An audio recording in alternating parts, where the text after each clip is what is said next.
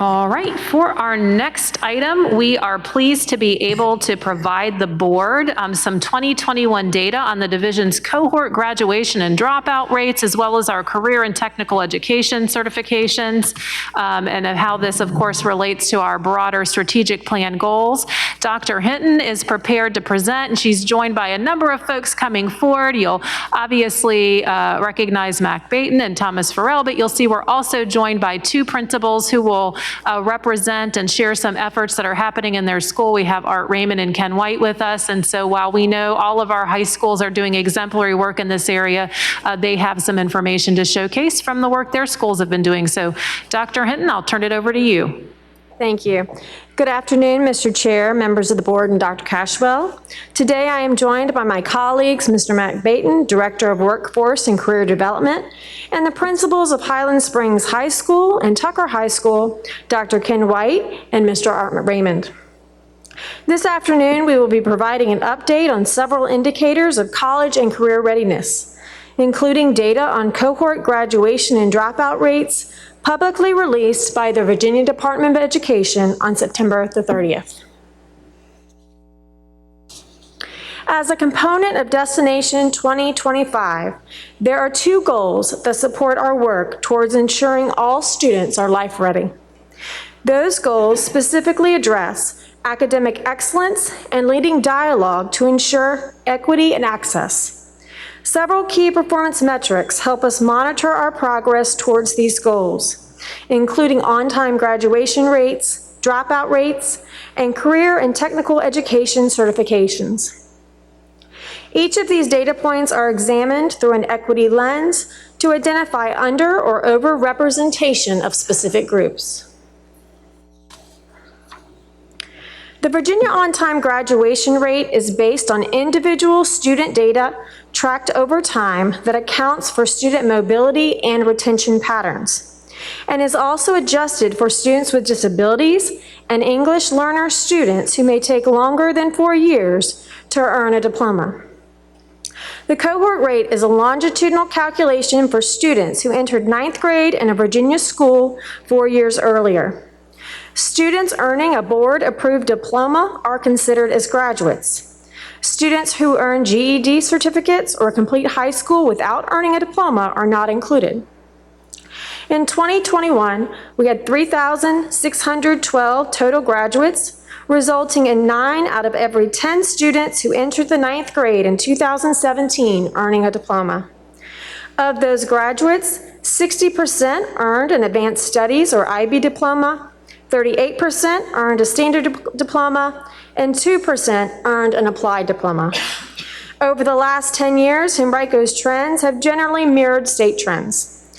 Steady improvement was seen from 88% in 2012 to 90% in 2021. However, from 2018, we've seen a 2.1 percentage point decline. The cohort dropout rate includes former students who left high school permanently at any time during the 4-year cohort period. These students have not earned a credential and were not enrolled at school at the time that this data was released. Dropouts also include any student whose latest status is unconfirmed, meaning reported as a transfer to another division, but discontinued public schooling instead. This dropout rate calculation is not the inverse of the on-time graduation rate. As I mentioned, students may have completed other ways, such as a GED, but are not considered as graduates or dropouts. In 2021, Henrico had 268 students reported as dropped out or unconfirmed. While the dropout rate in Henrico has remained steady for the last 3 years, the state rate has declined. Destination 2025 calls for the division to examine our key performance metrics through an equity lens. To do this, we have adopted the use of an equity index formula. The equity index is used to identify groups that are under or overrepresented in a specific outcome. The index is calculated by taking the percentage of students achieving the outcome and dividing it by the percentage of students in a specific subgroup achieving that same outcome. Scores less than 1 indicate underrepresentation of the group, whereas an index score higher than 1 shows overrepresentation of the group. When we apply the equity index to our on-time graduation data and compare 2019, the first year of our strategic plan, to 2021, we can identify areas of opportunity and examine our progress. Most groups are represented equitably within the on-time graduation data. However, we continue to see additional support is needed for our Hispanic and English learner students as they strive to meet graduation requirements. Similarly, when we look at the cohort dropout data, several groups are disproportionately represented, including Hispanic students, students with disabilities, English learners, and economically disadvantaged students. At this time, I'd like to pass the presentation over to Mr. Mac Baton.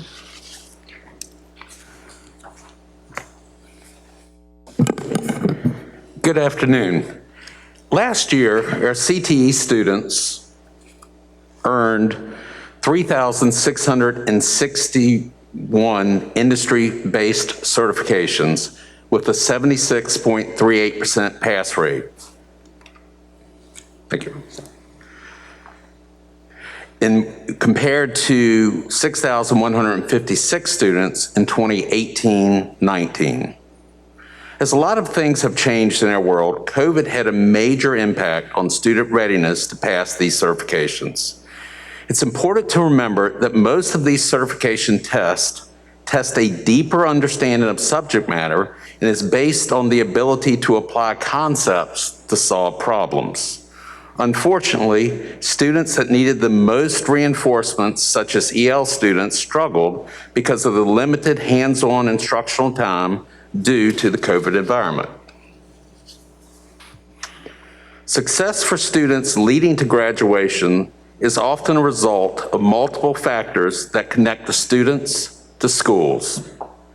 For students who are CTE completers, the graduation rate continues to be over 97%, with a 98.32% four-year completion rate for the 19-20 school year. Or to say that in a different way, Henrico County had 1,666 CTE senior completers, and of those, only 28 students did not graduate on time. That's something to celebrate. There are several factors that would account for this success. When students are in CTE courses, they start to gain confidence in the ability to succeed. The hands-on approach leads to problem-solving skills. I recently had a math teacher observe instruction in our ACE Center programs to try to identify techniques that may help students improve their comprehension in comprehensive courses. The observation led not to a thing, but to a focused mindset of the CTE students. In traditional academic courses, she said, students, when they get the wrong answer, drop their pencil, raise their hand, and ask for directions. Basically a sign of defeat when the right answer is the goal of the instruction.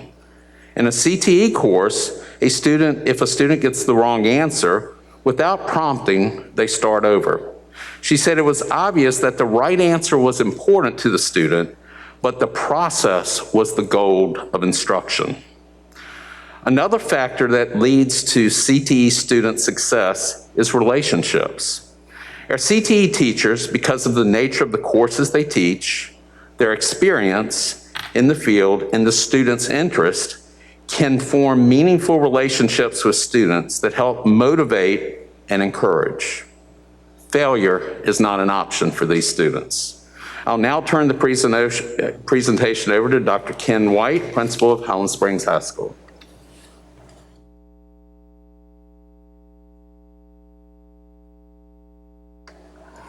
Good afternoon.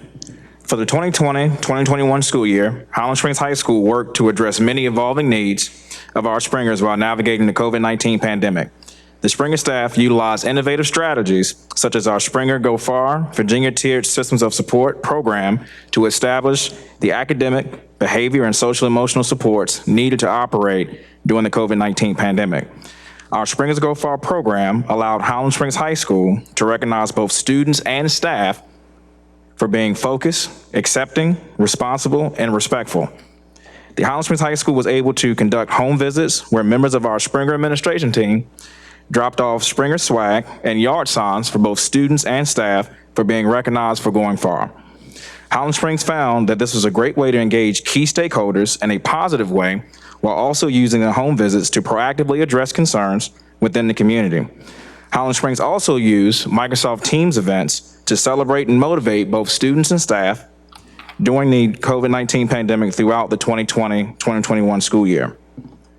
Microsoft Team events have stayed in the toolbox for Highland Springs High School as we currently conduct Springer chats every Monday and Friday during our Springer AM extended resource time to review announcements, expectations, specific topics, motivational quotes, and our daily or weekly challenge. Additionally, Highland Springs High School continues to use principal listening sessions during the 2020-2021 school year, but we flipped the format to completely virtual in response to the COVID-19 pandemic. During the 2020-2021 school year, principal listening sessions happened twice a month in the evenings and meetings were recorded. During these meetings, the Springer Nation community was able to get real-time information regarding the Highland Springs High School and HCPS Mission Forward Plan, along with school-specific information.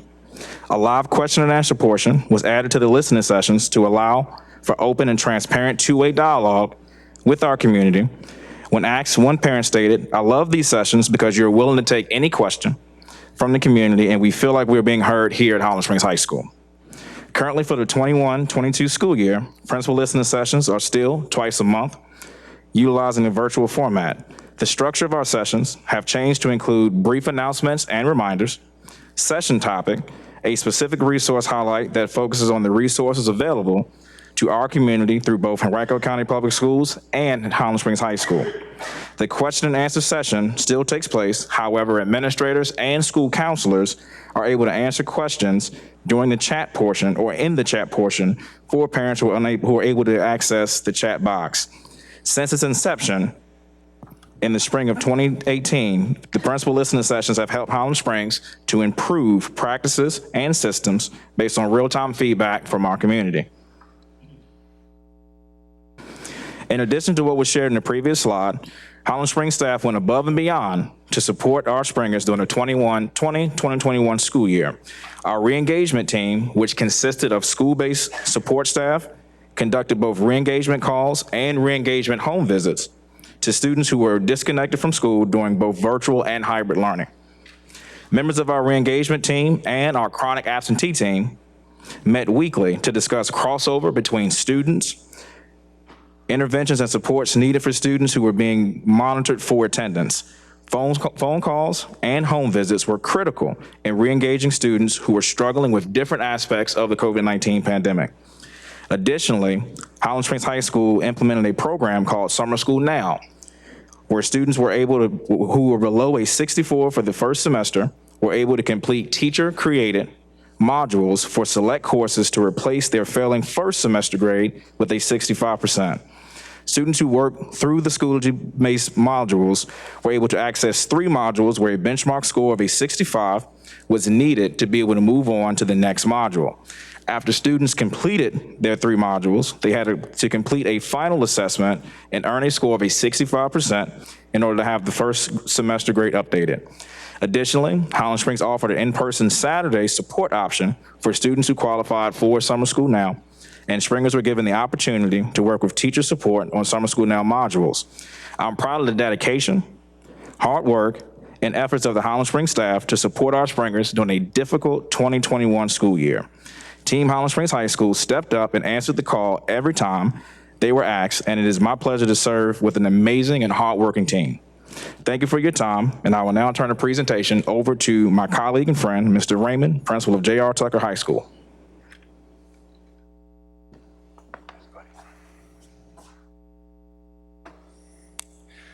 Good afternoon. During the 2021 school year, we explored some new ways to reach our students to help in overcoming challenges that were brought about by the pandemic. First, we created a school-wide database for tracking our students called Targeted Tigers. Targeted Tigers helped us track our students in need and to apply tiered interventions. This approach involved a variety of school personnel, teachers, counselors, school social workers, our school psychologists, as well as administrators. Students were placed on tiers. With Tier 1 students, they would be the students who were failing 1 to 2 classes. These students were contacted by their teachers, and a unique plan was created to recover the grade in that class. Tier 2 students would be students who were failing 3 classes. Meetings were held with parents, administrators, and the students to create plans. In Tier 3, students were failing 4 or more classes, and at this tier, the school social worker, psychologist, counselor, and administrator were also brought in. Outside resources were considered, and it should be mentioned that teacher feedback was provided at all of these tiers. This approach led to the use of home visits. We also made phone calls to invite selected seniors to in-person learning in March when we returned. Prior to that, we examined schedules to see if we could leverage the use of Edgenuity courses to allow students to more efficiently complete coursework. This next slide contains some additional efforts used to reach our students. First, in order to ensure that our EL families were knowledgeable of graduation requirements, we held sessions with a school counselor and an administrator in various language groups, and that also involved an interpreter. This year, as an extension of this, we are creating a parent advisory for our EL families. Each department in our school has a representative to our newly created LEAP Equity team also, to increase building-wide community ownership of our efforts. Each month, Sarah Modrak will provide strategies for academic interventions, and the second prong of this work is to make connections with our community, either by bringing the resources into our school or by having our team bring the resources to the community to a particular group. And prior to the pandemic, we had students take part in a march to graduation in March of their senior year on selected Saturdays with the purpose of completing schoolwork with the assistance of classroom teachers. We are most likely going to continue with this now that we are back in person, and I now will turn the presentation back over to Dr. Hinton.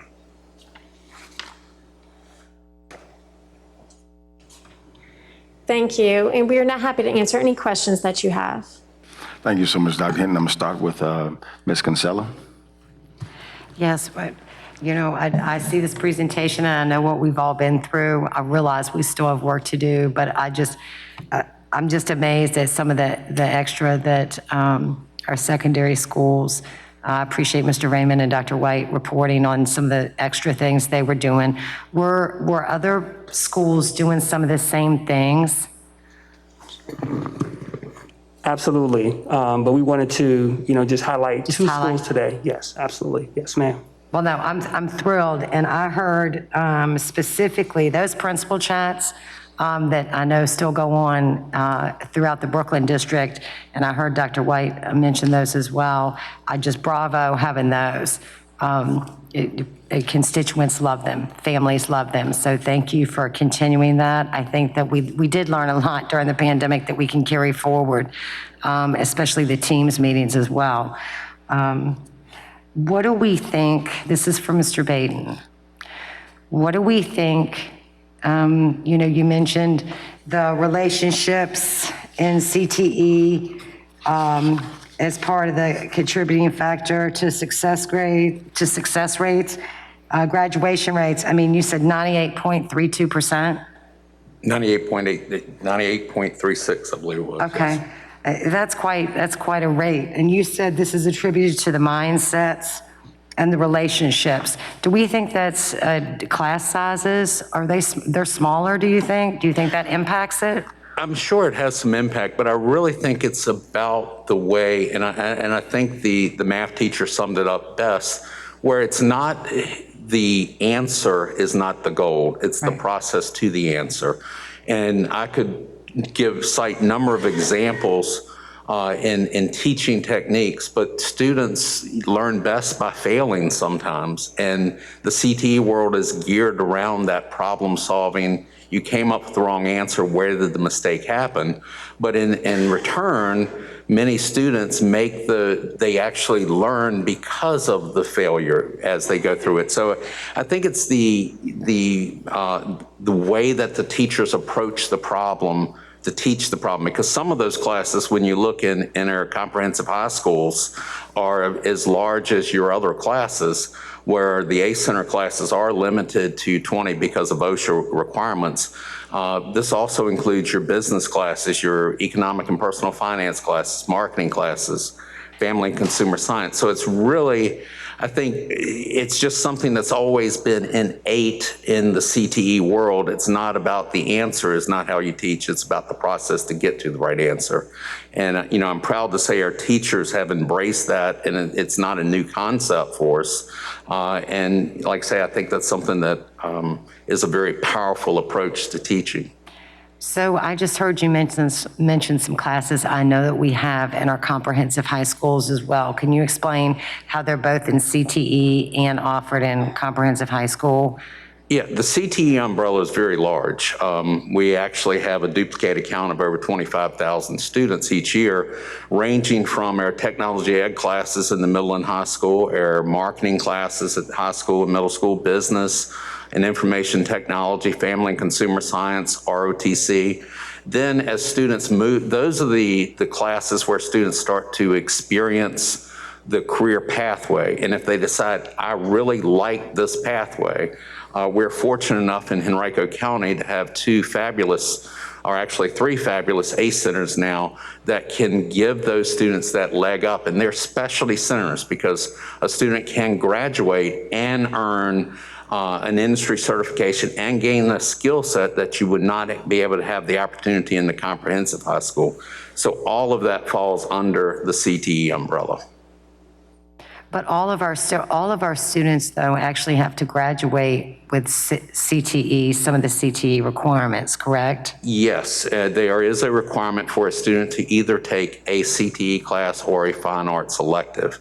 Okay. It's the CTE completer that is what we've found in our world. It makes the difference because that's when a student, they figured out, I like this pathway and I'm going to spend a little bit more time.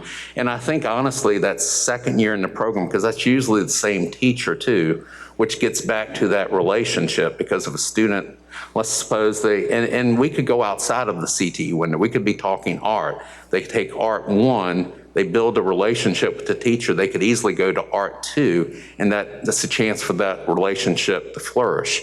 We're fortunate enough in CTE that, we have the teachers are very focused in what they teach. If they're a CAD teacher, which is computer-aided drafting, they're probably going to be teaching the CAD 1, CAD 2, and CAD 3, so they will have that same student multiple years. Has the team considered what is so successful for our CTE completers and looked at how we can bring that over to our comprehensive high school students so that we can decrease our dropout rate?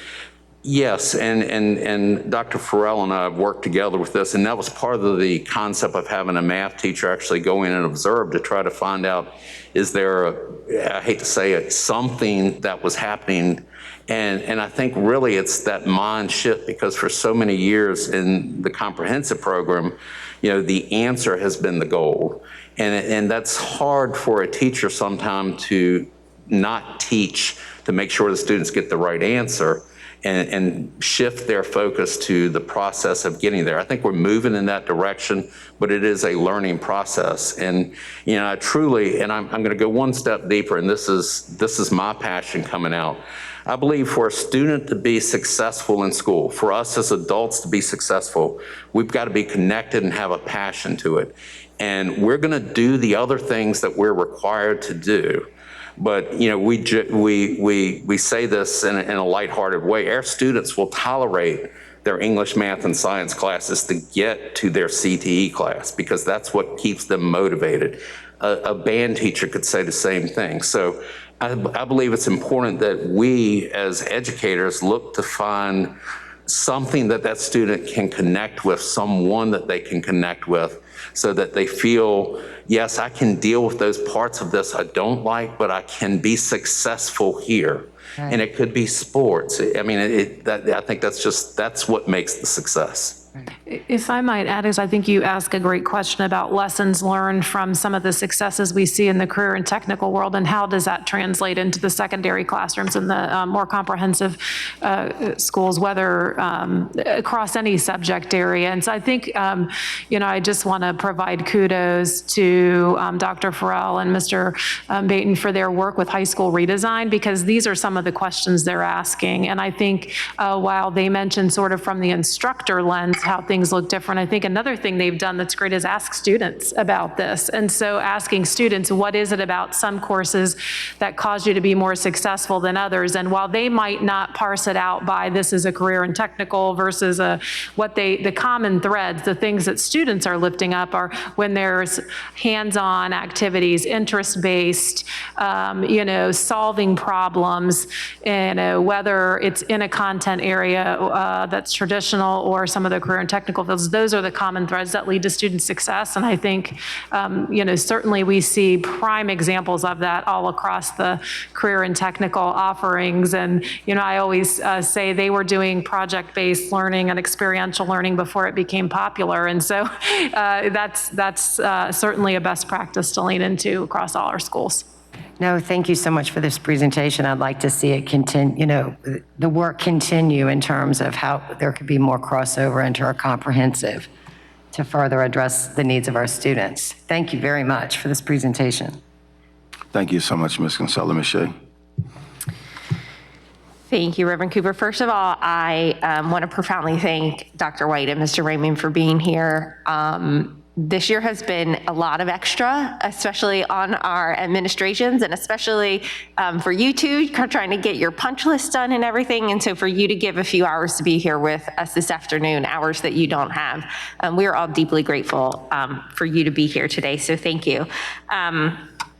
When we look at our equity index, we obviously see the biggest gaps with our English learners. And so I'm particularly excited that Mr. Raymond here is here to share with his wisdom, because he has such a vast community of English learners, and the way you do that so well at your school, Mr. Raymond. For our data department, as we look at that ESL data, at that EL data and the Hispanic data, there's obviously a lot of overlap there in that Venn diagram. And so particularly looking into the subgroup for our English learners, I would like if we could drill down more into this subcategory. This category is particularly not a homogeneous group. And so I think it would be interesting to see kind of the subgroups within this subgroup and see if there are just how that plays out in terms of what groups may be more highly represented in our dropout rates and whatnot. And Mr. Raymond, totally not to put you on the spot, I don't know if you have a gut feeling that you want to share, or just say, yeah, we can talk later. I do. I would say that that data would be, we will be able to provide that data for you, and there are certain areas of our immigrant population that would be reflected in that over others. And so I would be perhaps ready to provide that as soon as you need that. Well, it's no rush. It's just as we're looking for these trends, I think that's an important piece. If that's our subgroup that has the biggest gap, let's look at it. Let's understand what students within the subgroup, comprise, most of that gap. And so I could just add something to that. Some of that has to do with their countries of origin, their educational structures, and so we're aware of those situations, and so that's where we would see some of those difficulties in transitioning to the American public education system. Well, and that's a great transition into my next question. I didn't even pay you for that. No. So when you look at most of the students that you tend to lose, during the 4 years, is it most typically a student that has transferred into our system in high school, or is it more typically our students who have been here since elementary and middle school and may have gotten behind before they get to high school, or is it a little bit of everything? It's a mixed bag, it really is. When you look at what would land a student onto the radar screen that we would call students to watch, or as we use the at-risk nomenclature, it could be a variety of things. It could be, I like to believe, and I think it is probably something you can see in the data, the students who are K-12 have for Henrico County, have a very high rate of graduation. I'm sure that's something our data department could pull together, because they're part of our system and they believe in what we do. Their families are aware of all the opportunities, et cetera. When we look at the reasons why we're keeping an eye on certain students, it could be because they've been to numerous high schools during their 4 years, so they maybe transitioned to 2 or 3 high schools outside of our district before even coming to our school. Of course, we are seeing some of the limited educational opportunities or interrupted educational opportunities for some of our immigrant populations. We're also looking at some family difficulties that folks are having and family dynamics and issues of perhaps mental illness. We're looking at things of perhaps there's been history of court involvement. Many factors play into, so it's very hard to tease out exactly certain things that do contribute to it. I appreciate that insight. You know, we can look at the data all we want, but you are really boots on the ground. And sometimes as an educator, your gut just gives you a better understanding than numbers ever can. And then lastly, I just want to applaud you on creating the EL Parent Advisory Group.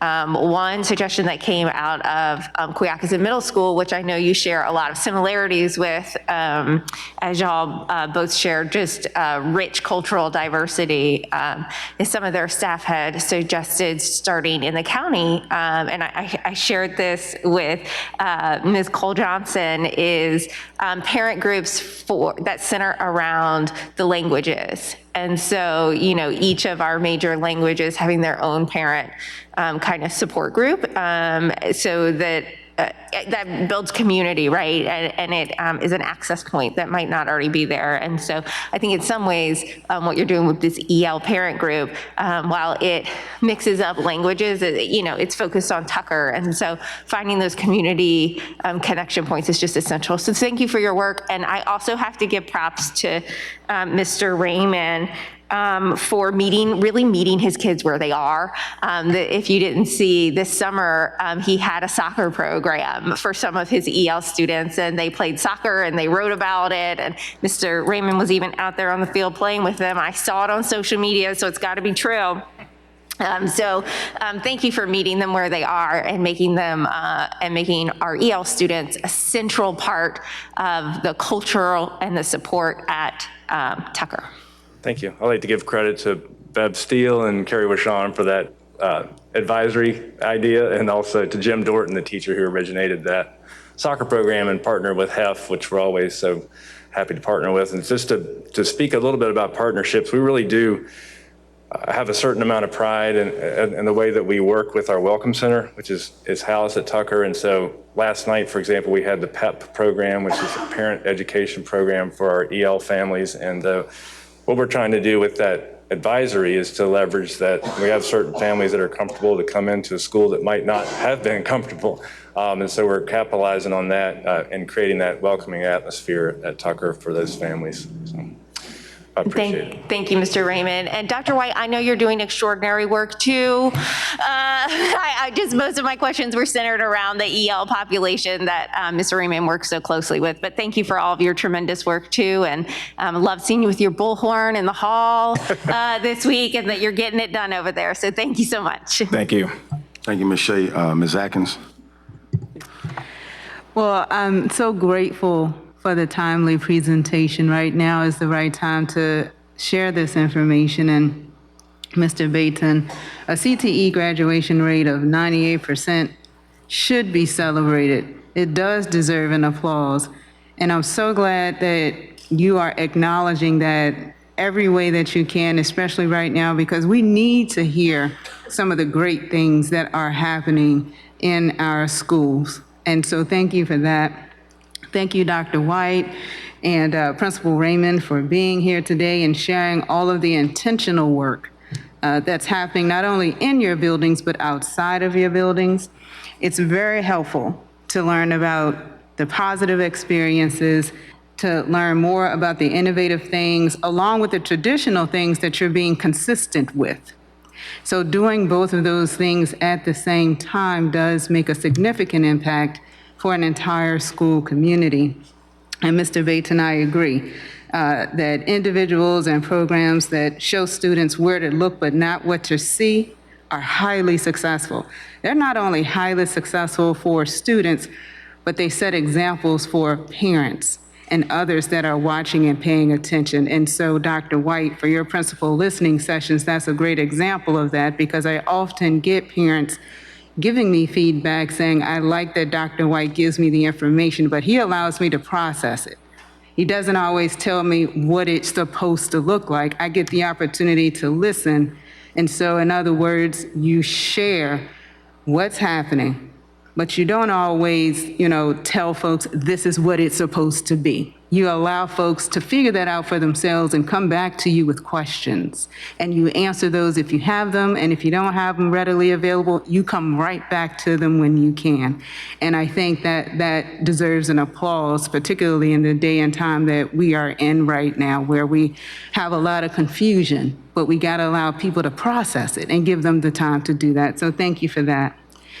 I also, in preparation and looking at these numbers, some of it is what I expected, to be quite honest. And then other pieces I was quite delighted to see. And, we know that kinesthetic learners benefit from hands-on activities, whether it's through experience, relationship building, touch, feel, all of those things. And then there's heightened positivity and results when it's done outdoors. So there's studies that talk about that. And so I believe it was Mrs. Kinsella that asked the question, what are you doing that you're having these high success rates?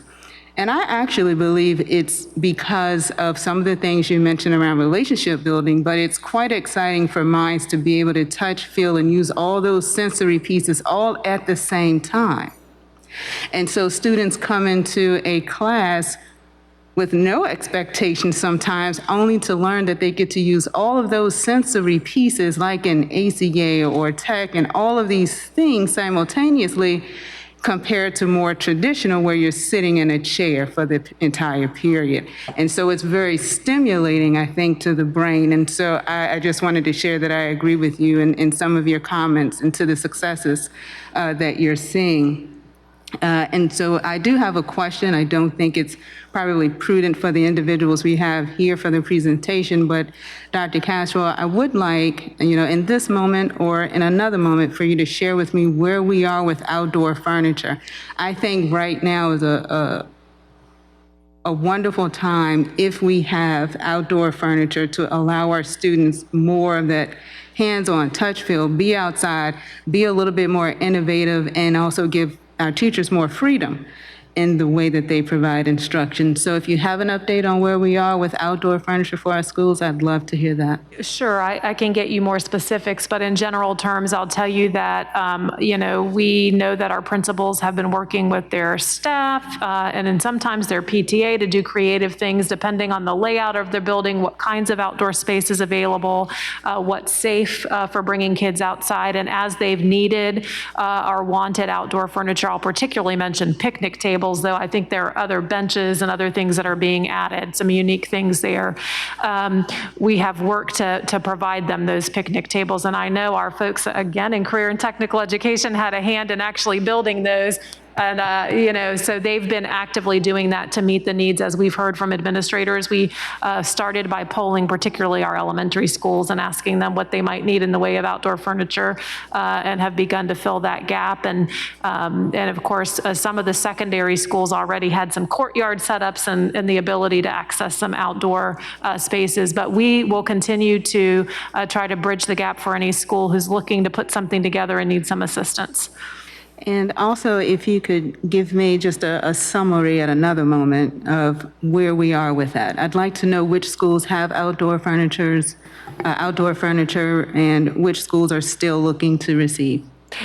I can certainly provide you that. I do believe that anyone who asked us for it has it, and I see Dr. Grant's nodding. So we did meet the need of any requests that had been made to start the school year, but we can provide you a summary of where the furniture went and how we met that need. Wonderful. And then, thinking about our graduation rates, and, using evidence-based practices, we know that they work, but I also understand that they may not have the desired effect if you have a child that have experienced extreme trauma, or, there's just not a lot of space in the brain and feeling overwhelmed. And we have a lot of families that feel the same way as far as being overwhelmed and stressed. I probably should go ahead and extend that and say we have a lot of staff that are feeling a bit exhausted and overwhelmed. And I wanted to try to think about what solution we could offer. And so I would like our leadership team to consider a parent well-being program, not a meeting, but an opportunity to practice calm, to practice relationship building. And so in doing, participating in practice, the goal would be that they'd have that habit at home, and that would be reciprocated in our school buildings through our students to keep them actively engaged in the classroom and ultimately to graduate. So if I would really love for the leadership team to consider that and help our families. I think in helping our families, we can help our school communities.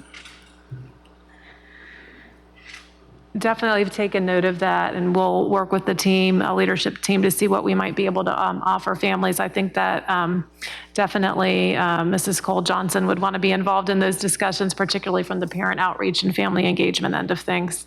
Thank you for that.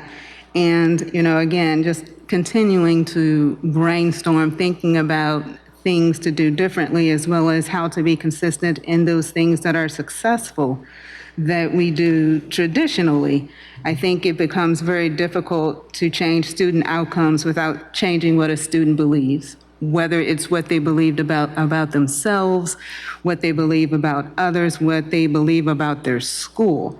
And, the data points that you've shared here actually, for me, kind of validates a few things. And so I would also like the leadership to consider revisiting and almost reinventing Wellness Wednesdays. Certainly, it cannot look like it was before, because I know, as you have shared with me before, we do not have a waiver, so we must commit to making sure we have the appropriate amount of instruction time in our classrooms, meaning children being in seats, particularly in specific courses. But I do think, given where we're headed with approaching the holidays, winter break, and while they do bring joy, I also know that they can also bring a tremendous amount of grief. So I do think considering some sort of version of a Wellness Wednesday beginning in January of 2022, I'd love to hear what thoughts are out there, what you've explored already, to see what's possible. Yeah, I appreciate that suggestion, and I know each board member has forwarded on to me some similar thoughts we've heard from students and staff, and definitely keeping wellness and mental health top of mind. And you're absolutely right, given the confines of required instructional minutes and those sorts of things, we don't necessarily have the wiggle room to institute Wellness Wednesdays as we once knew it last year with an asynchronous day, and that wouldn't count as instructional time.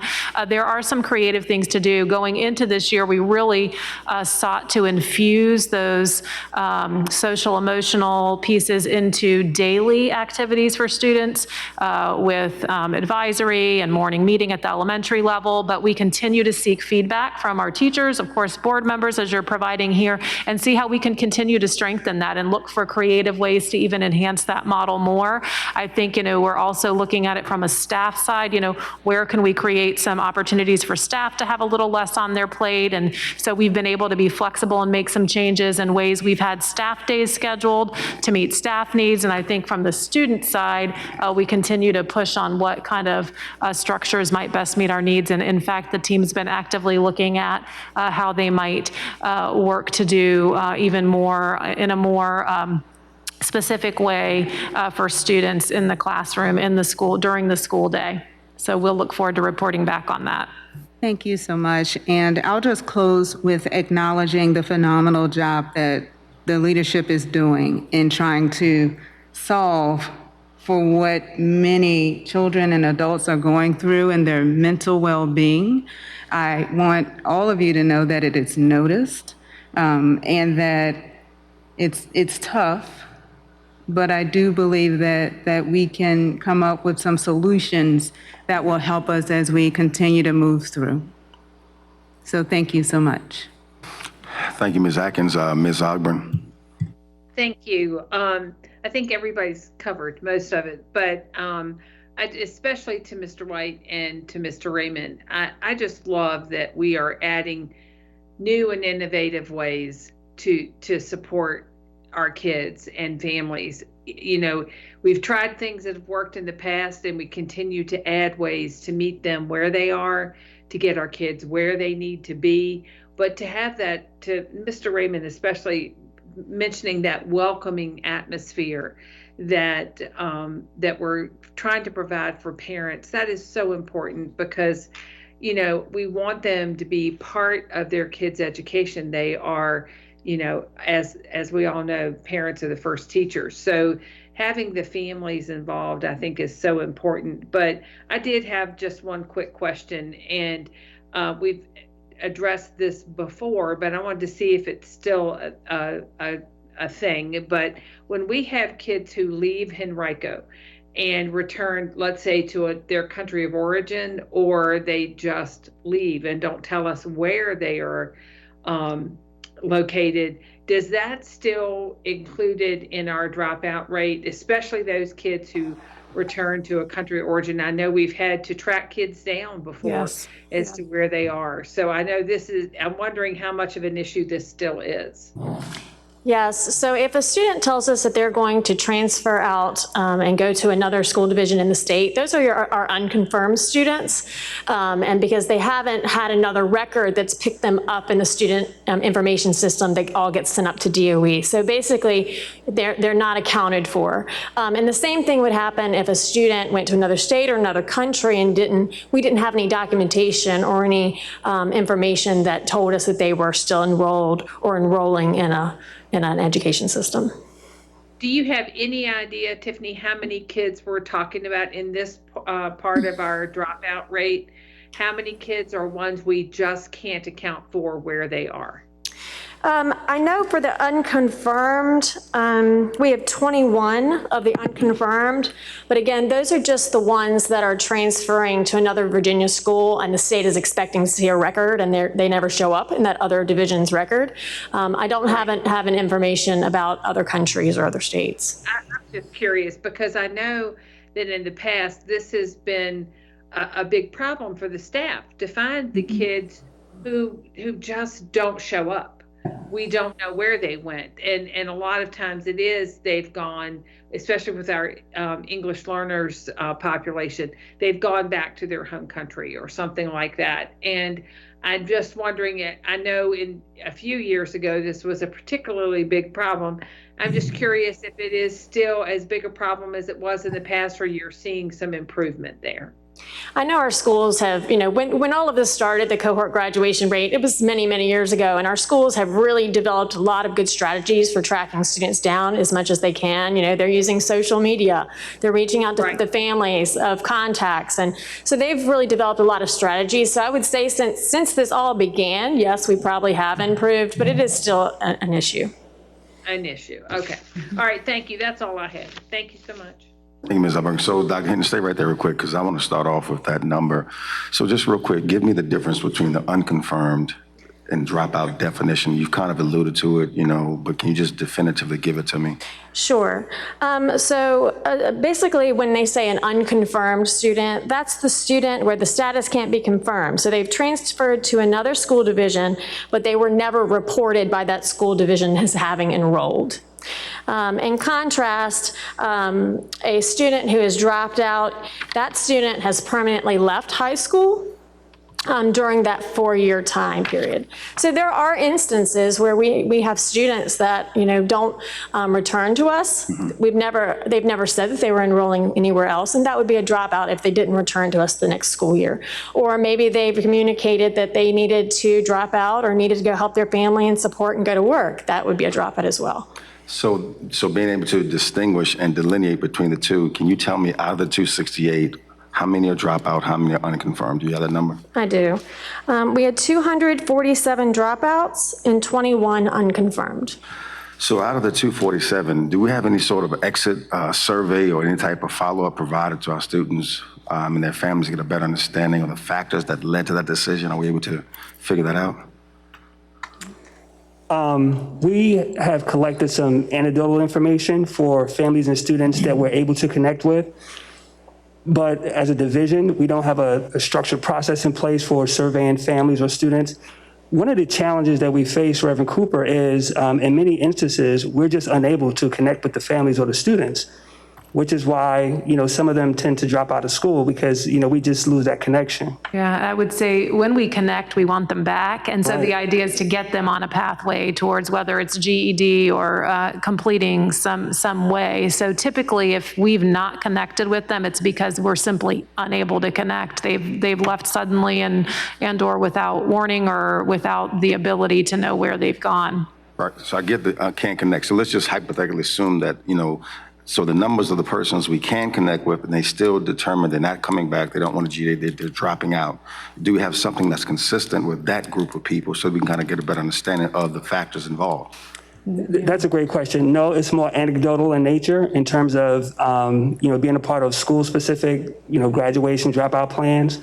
But as a county, we don't have a structured process in place, but it's something that we've had conversations about during some of our school quality meetings and something that we are looking to establish to learn a little bit more about. Sure, because it's a distinguishable group of people, those that we can get in contact with, we can coerce them to come back or take another path, but then there is still, I'm sure, a segmentation of the population that they're not coming back, and then we can connect with them and just figure out what it is, what are those factors, and then therefore we can try to mitigate that, going forward to others. Yeah, I think you're absolutely right, and I think our principals have a good sense of some of those scenarios, and sometimes it's going into the workforce. These are students who may have entered into high school late, they're turning 18 before they graduate, and so they're exiting, going into the workforce, et cetera. So I think, a way we could maybe extrapolate that data and record it from each high school as they're finding those instances and track it would be helpful, though they certainly can identify some patterns right away they're seeing in their school community. No, I appreciate that, because I think that moves us from anecdotally speaking, but more kind of specifically.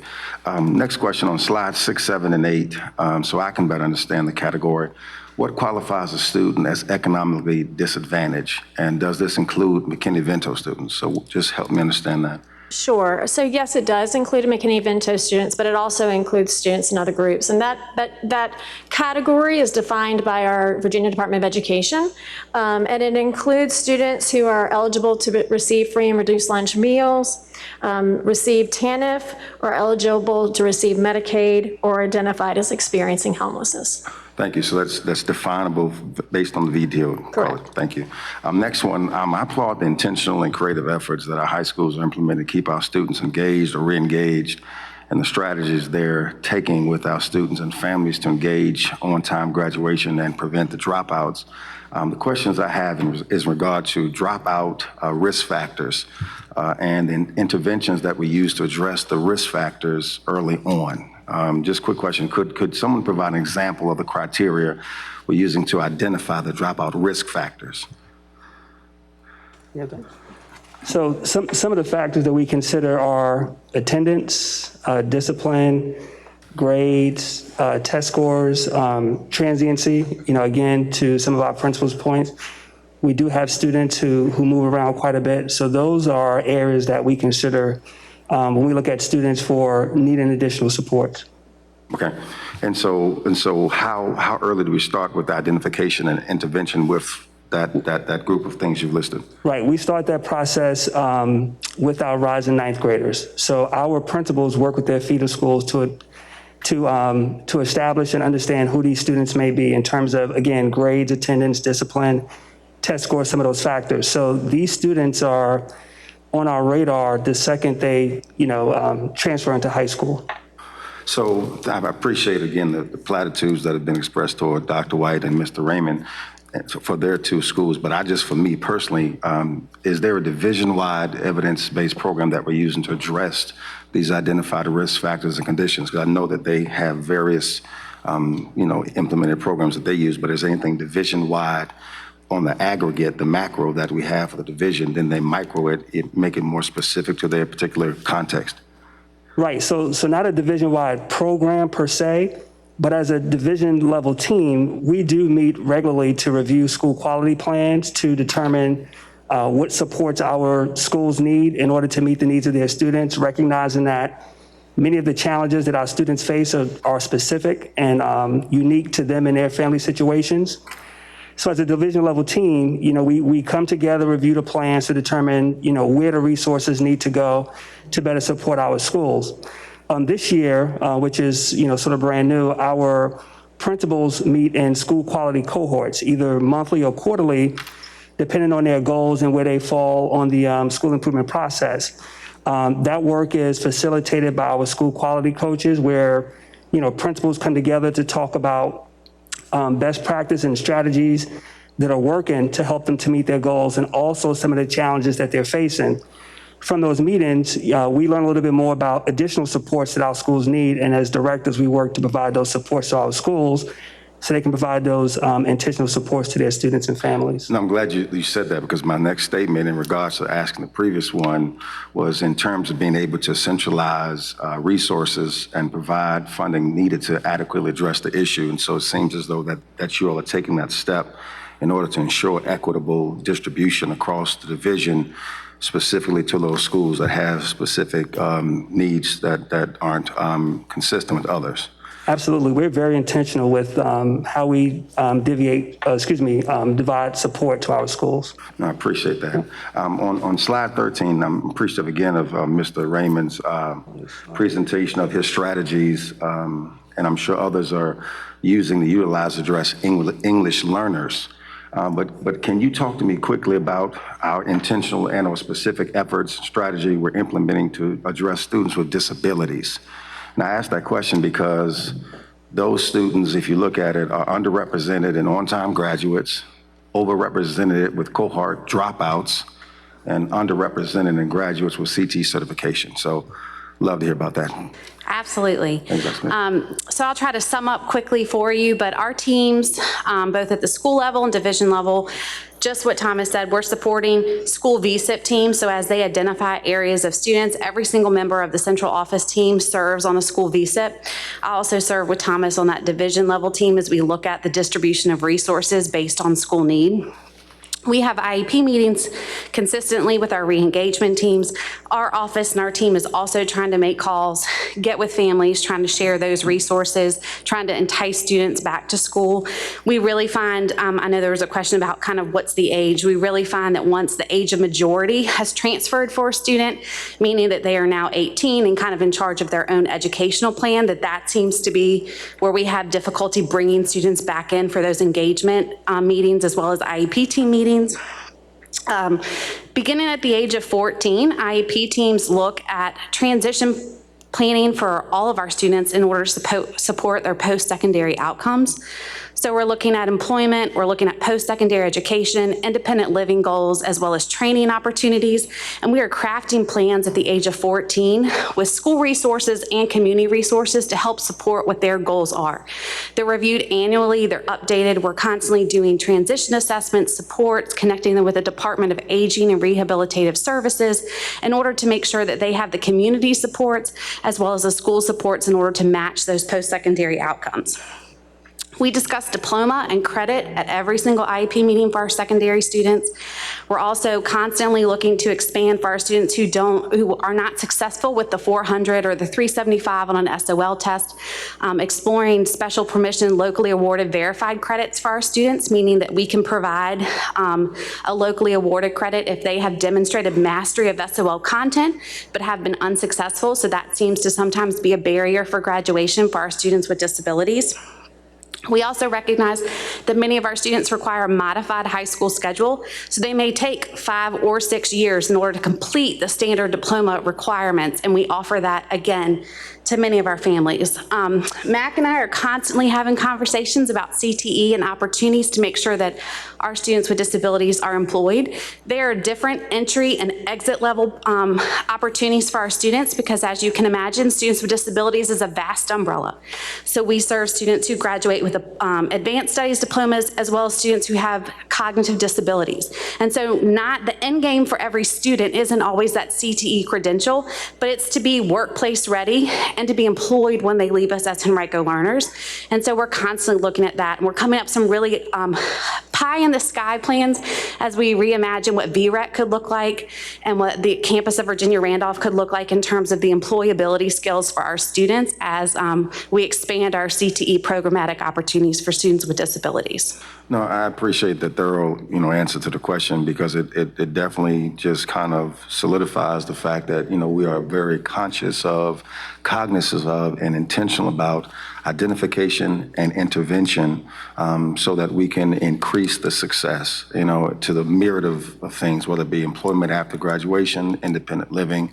Because as all of the reports, when we see these numbers of certain segmentations, all of us are just focused on how can we decrease that number and make it more baseline. And for me, that stood out, and I'm just so glad that you're able to tell us that.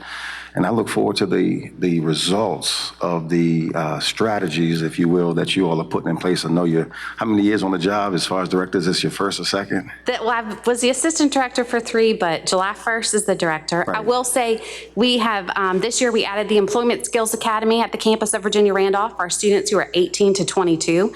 And that's a conjunction with the ACE Center over there with MAC as a great partner. And so we're looking at making sure that our students who have more significant disabilities, but who are kind of past that education or the academics, but really need to focus on those vocational opportunities, working with partners for internships, using Project Search, as well as Positive Vibe Cafe. I mean, we really have just expanded our transition opportunities for students with disabilities and continue to look forward to doing more. Well, I really appreciate that, Dr. Smith. Thank you so much. Thank you. Last kind of comment, really. I'm encouraged by the impact that our CTE program is having on our students. And for me, it's particularly our Black, Hispanic, multi-ethnic, English learners, and economically disadvantaged students. The CTE completer graduation rate of 97 plus is, again, outstanding. Not going to spend much time on that. But our robust CTE program, for me, is relevant to the lives of our students, transformative, and provides many pathways for post-graduation. So I just wanted to shout out Mr. Baton and his team, and just you all to Dr. Farrell for just that success. So thank you, Dr. Cashwell. Chairman Cooper, may I have just one question? And it was mentioned there are community supports available to families with students with disabilities, specifically helping families with pushing and promoting their kids and keeping them motivated to graduate. Can you share some of those community supports? Did she leave? Oh, okay. I'm so sorry. I wish I could have caught you sooner. But I may need you to repeat it because I was no worries. Distracted. You mentioned that there were community supports available. I'm hoping that you would be able to share some of those community supports, especially for those families that are watching and listening right now. Are you talking about the career and tech ed related supports? Yes. Okay, yes. Mm-hmm. So every student, when they turn 14 in Henrico, we go ahead and connect them with the Department of Aging and Rehabilitative Services. Every family gets what's called a pre-ETS form, and that form connects them with someone who will kind of be their case manager post-high school, which is great, who can support both academic as well as employment opportunities for our students. We also have partnerships through the Department of Aging and Rehabilitative Services, like with Woodrow Wilson and PERT, where our students have an opportunity to go for a 10-day to a month-long assessment and kind of almost just like a CTE center. They live on campus. They have an opportunity to practice independent living skills, vocational skills. They attend a CTE career-based program of their choice. And then we get a really comprehensive packet back as an IEP team to really look at the skills that the student displayed, as well as opportunities for growth that that student had during an IEP meeting. So in their final year of high school, we can really curtail exactly what they need for that vocational program. So that's an opportunity.